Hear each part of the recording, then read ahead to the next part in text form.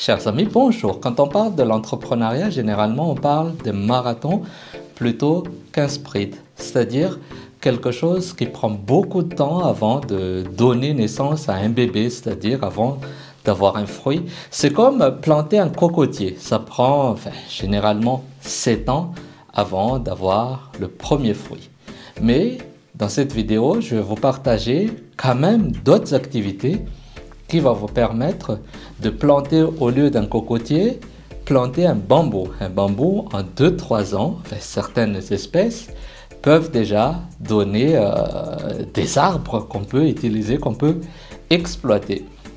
Donc, si vous êtes cette personne qui n'a pas la patience parce que il faut vivre, il faut payer son loyer, il faut acheter à manger, payer certaines charges de la vie, voici 10 activités que vous pouvez faire. Ici, on parle de l'entrepreneuriat, du leadership, de la stratégie et des investissements. Je suis Prosper Antialoun. En revanche, il faut faire attention, je ne dis pas que ces activités vont vous rendre ultra riche, mais ça va vous permettre de vivre. Allons-y. Donc, première activité, c'est l'e-commerce de niche. C'est-à-dire que vous pouvez vendre des produits dans une niche spécifique, des produits écologiques, des accessoires pour animaux de compagnie, chiens, chats, etc.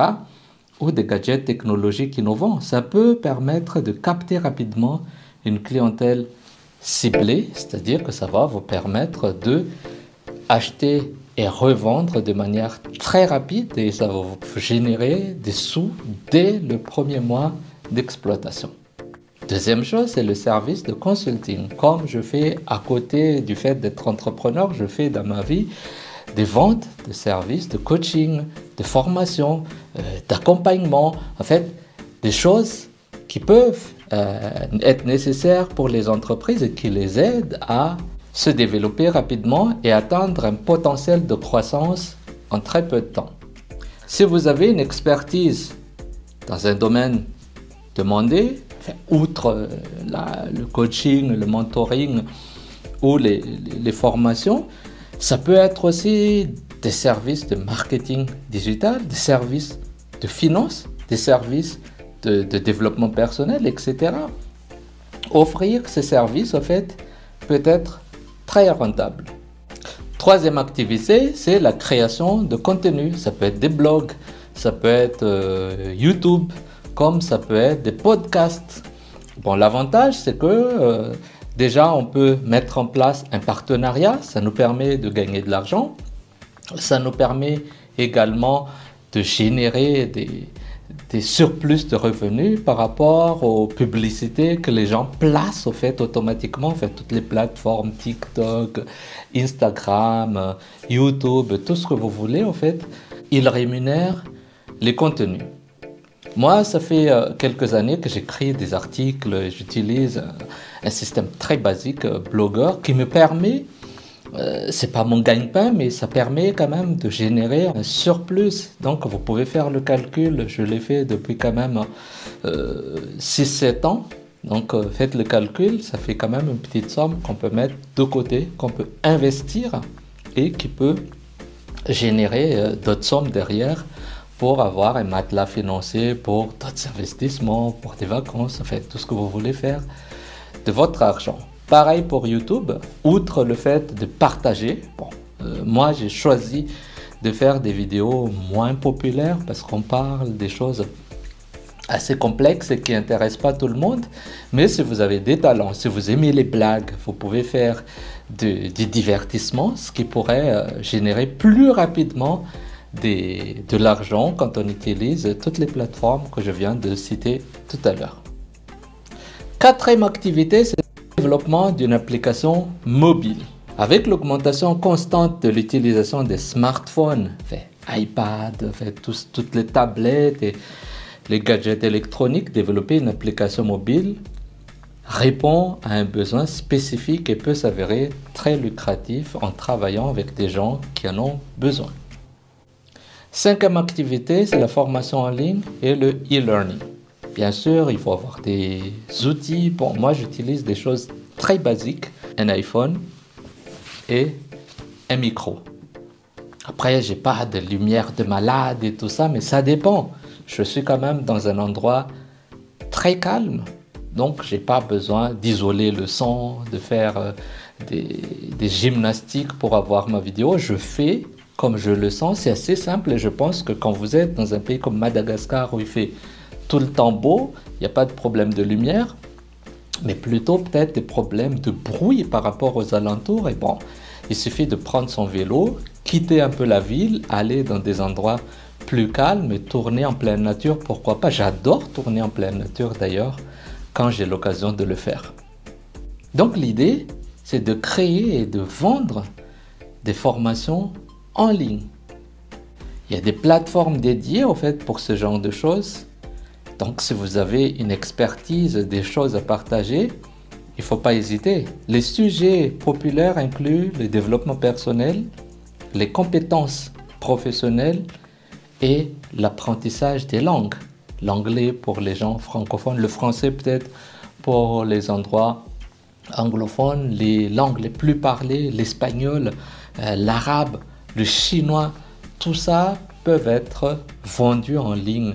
Il y a un cas, un monsieur que je suis bien, Kojo, qui a commencé sur LinkedIn. Maintenant, il cartonne partout sur d'autres plateformes, sur YouTube. En fait, c'est apprendre l'anglais à travers des explications par thématique, par situation. Et bon, maintenant, je ne sais plus combien de gens le suivent, mais Kojo, c'est un exemple simple. Vous pouvez taper sur Internet, K-O-D-G-O, essayez de voir après. Après, vous allez aussi mettre à votre sauce votre formation. Sixième activité, le dropshipping. Le dropshipping n'est pas encore enterré. Le dropshipping, l'avantage, c'est qu'on n'a pas de stock. Il n'y a pas de gestion en fait de flux. Tout ce qu'on fait, c'est avoir une plateforme de vente en ligne et se mettre en lien direct avec un fournisseur qui se trouve généralement en Chine. Et c'est ce fournisseur qui envoie directement les produits achetés chez le client. Donc notre job, c'est de faire de la pub, attirer beaucoup plus de clientèle pour pouvoir vendre nos produits. Généralement, les gens qui font du dropshipping, ils ont aussi des côtés des outils de divertissement. Ils sont eux-mêmes influenceurs ou ils travaillent avec des influenceurs pour mettre en avant les produits. Le dropshipping était très à la mode avec les événements des t-shirts, les événements des petits gadgets, des bracelets, des trucs de sport, etc. Je pense que de nos jours, il y a toujours des choses qui intéressent les gens, mais c'est vrai qu'il y a de plus en plus de concurrence dessus. Donc il faut bien voir, il faut bien chercher pour trouver le filon qui marche au fait pour notre niche de clientèle. Septième activité, c'est le marketing d'affiliation. Généralement, c'est comme ça aussi que les gens génèrent encore beaucoup plus. Enfin, les influenceurs, qu'est-ce qu'ils utilisent? En fait, ils utilisent des produits, par exemple, on est affilié à Amazon le plus connu et c'est un cas d'étude. Il y a beaucoup de formations sur comment vendre des produits Amazon pour générer des revenus. Et il y a des gens qui sont devenus millionnaires tout en habitant dans des villes comme Dubaï, comme des pays comme Thaïlande, etc. Ils sont au soleil et leur job, en fait, c'est de vendre des produits d'autres plateformes. Donc, c'est encore mieux que le dropshipping. Là, on fait de la pub, mais on n'a ni la plateforme, ni les produits, mais on fait de l'affiliation, c'est-à-dire qu'on pousse les gens à acheter un produit via un lien et quand ils cliquent sur le lien, les achats se font, les livraisons se font par Amazon, tout ça se fait et on est payé en fait. C'est une espèce de commission qui vient dans notre compte. Huitième activité, c'est le freelancing dans le domaine du digital. Offrir des services en freelance, par exemple des rédactions, du design graphique, du développement web ou encore des ajustements et de production de vidéos. Il y a beaucoup de youtubeurs qui font pas ça eux-mêmes. Ils délèguent au fait ou ils externalisent ce travail et tout ça c'est payé par heure, par projet, enfin peu importe, mais ça vous permet de générer de l'argent. Neuvième activité, c'est la création et la vente des produits artisanaux. Donc on n'y pense pas, mais avoir des bracelets, des colliers, des petits trucs faits main, ça cartonne. Il y a des enfants qui le font. Je ne sais pas comment ça s'appelle, mais j'ai vu ça sur TikTok. C'est incroyable. Donc, si vous avez un talent pour la création, vendre des produits faits main sur des plateformes comme Etsy, qui est comme Amazon, mais spécialisé aux produits artisanaux, peut vous permettre de toucher une large audience. 10e activité, ce sont les services à domicile. Offrir des services à domicile, par exemple, entretien ménager, jardinage, coaching personnel, nettoyage, décoration, enfin, il y a beaucoup de choses que les gens peuvent avoir besoin pour se sentir bien chez eux. Ces 10 activités ne demandent pas beaucoup de temps pour être rentables. Donc on peut faire du sprint. Par rapport au marathon de créer une entreprise, après ça prend du temps. Les 5 premières années, on est dans le négatif. Quand on prend le mastodonte Twitter, ça a pris 15 ans. Les 15 premières années de Twitter étaient négatifs. Pour avoir le premier bénéfice, il fallait attendre 15 ans. On n'a pas tous la même capacité que ces gens, la même capacité d'attendre, la même capacité de lever des fonds, la même capacité de pouvoir compter sur les autres.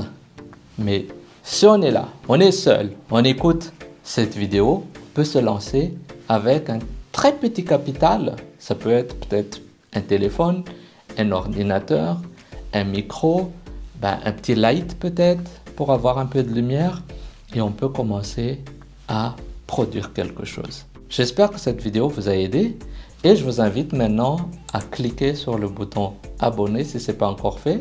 Je vous encourage toujours à partager ces tips, conseils, astuces à d'autres jeunes qui pourraient être intéressés par le sujet. Et sinon, je vous dis à très bientôt. Au revoir.